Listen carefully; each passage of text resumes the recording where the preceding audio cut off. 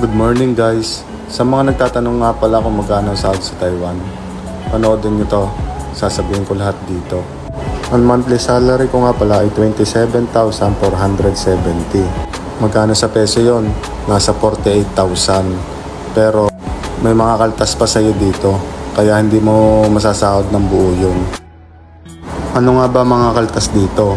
Tulad ng mga dorm, broker's fee, health insurance. Basta ang kaltas ko dito buwan-buwan ay 4,500 NT dollar.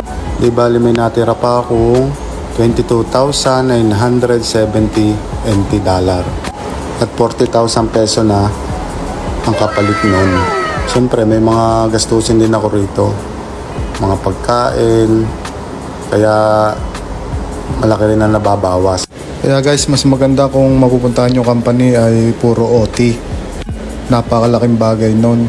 Kaya next vlog ko, sasabihin ko sa inyo kung magkano ang per hours ng OT dito at ilang oras. Kaya ito, naglalakad na ako papuntang guardhouse. Papasok na ako. Kaya please follow, comment, and share.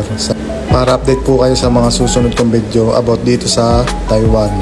Para makatulong sa mga gusto pong pumunta rito. Salamat!